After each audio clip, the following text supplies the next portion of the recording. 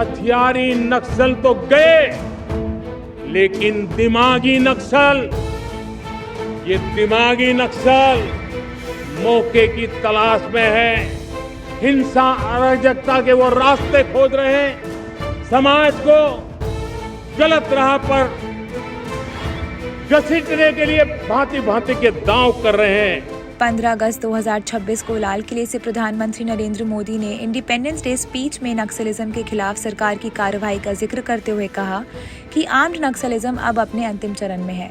लेकिन इसी दौरान उन्होंने एक और शब्द का इस्तेमाल किया, दिमागी नक्सल। पीएम मोदी ने कहा, ऐसे दिमागी नक्सल लोगों की पहचान कर उन्हें आइसोलेट करना जरूरी है। उनके इस बयान के बाद विपक्ष की ओर से तीखी प्रतिक्रिया सामने आई। केजरीवाल ने सवाल उठाया कि अगर सरकार से सवाल पूछना, पेपर लीक के खिलाफ आवाज उठाना और बेहतर स्कूलों की मांग करना दिमागी नक्सल होना है, तो वह ये लेबल स्वीकार करते हैं। प्रधानमंत्री जी के हिसाब से दिमागी नक्सली कौन है जो इस देश में प्रश्न उठाने की हिम्मत करता है? प्रधानमंत्री जी के हिसाब से वो दिमागी नक्सली है जो सड़ी गली व्यवस्था को बदलना चाहता है, जो अच्छे सरकारी स्कूल चाहता है, जो अच्छे सरकारी अस्पताल चाहता है, जो बिजली चाहता है, पानी चाहता है, सीवर चाहता है, ड्रेनेज चाहता है, अच्छी व्यवस्था चाहता है, भ्रष्टाचार मुक्त भारत का सपना देखता है। वो प्रधानमंत्री जी के हिसाब से दिमागी नक्सली है। जो प्रधानमंत्री जी से और बीजेपी से डरता नहीं है, जो एक विकसित भारत का सपना देखता है, वो प्रधानमंत्री जी के हिसाब से दिमागी नक्सली है। आज अगर भगत सिंह जिंदा होते तो प्रधानमंत्री जी भगत सिंह को भी दिमागी नक्सली बोलते। आज अगर बाबा साहब अंबेडकर जिंदा होते, जिन्होंने सबकी बराबरी के लिए लड़ाई लड़ी थी, तो बाबा साहब अंबेडकर को भी प्रधानमंत्री जी नहीं छोड़ते, उनको भी प्रधानमंत्री जी दिमागी नक्सली बोलते। मैं प्रधानमंत्री जी को कहना चाहता हूं कि मैं अरविंद केजरीवाल आपके हिसाब से दिमागी नक्सली हूं, क्योंकि मैं देशभक्त हूं और मुझे इस बात का गर्व है। इसके बाद आम आदमी पार्टी संजय सिंह ने भी पीएम मोदी के बयान पर पलटवार किया। संजय सिंह ने जेन जी जेन अल्फा का जिक्र करते हुए कहा कि युवा रोजगार, पेपर लीक जैसे मुद्दों पर सवाल उठा रहा है, जबकि बच्चे बेहतर स्कूल की और बुनियादी सुविधाओं की मांग कर रहे हैं। संजय सिंह ने सवाल किया कि शिक्षा, रोजगार और पेपर लीक जैसे मुद्दों पर आवाज उठाने वालों को कोई दिमागी नक्सल कैसे कह सकता है। हमारे प्रधानमंत्री जी इस वक्त नौजवानों के आंदोलन से बहुत परेशान है, जेन जी के आंदोलन से बहुत परेशान है, और अब जेन जी के बाद जेन अल्फा भी सड़कों पे आ गए हैं। क्या कह रहे हैं वो? पेपर लीक बंद करो, हमारे स्कूल ठीक करो, हमारी जिंदगी में सुधार लाओ।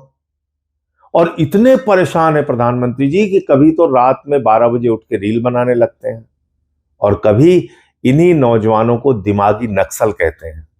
दिमागी नक्सल आप किसको कहते हैं प्रधानमंत्री जी? वो नौजवान जो कह रहे हैं देश में पेपर लीक बंद करो और हमें रोजगार दो? वो छोटे छोटे बच्चे जो सड़कों पे उतर के कह रहे हैं हमारे स्कूल की छत टूट जा रही है, बच्चों के लिए बैठने का कमरा नहीं है, मिड डे मील में नमक रोटी खाने को मिलती है, हमारे खाने में कीड़े मिलते हैं, प्रधानमंत्री जी इसको ठीक कर दो?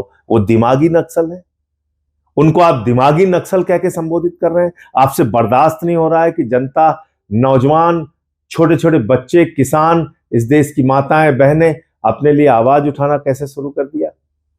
तो ये जो प्रधानमंत्री ने 15 अगस्त के दिन, इसीलिए मैं कहता हूं प्रधानमंत्री के बारे में कि वो नफरतों से भरे हुए व्यक्ति है, और वो इन चीजों को बर्दाश्त नहीं कर पा रहे हैं कि उनके खिलाफ कैसे छोटे छोटे बच्चे और नौजवान सड़कों पे निकल रहे हैं। उनको उन्होंने दिमागी नक्सल कह के संबोधित किया। मैं नौजवानों से कहना चाहता हूं, और खास तौर से उन नौजवानों से जो आज स्कूल ठीक करो अभियान चला रहे हैं, सीजेपी के लोग, डरना नहीं, झुकना नहीं, लड़ते रहना है, आगे बढ़ते रहना है। यानी पीएम मोदी के 15 अगस्त के भाषण में इस्तेमाल हुआ दिमागी नक्सल शब्द अब सियासी बहस का मुद्दा बन चुका है।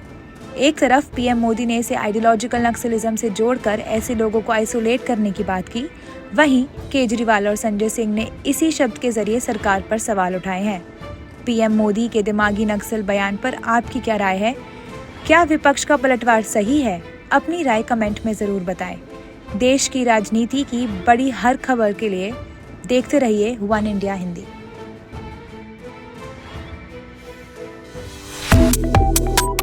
Subscribe to One India and never miss an update. Download the One India app now.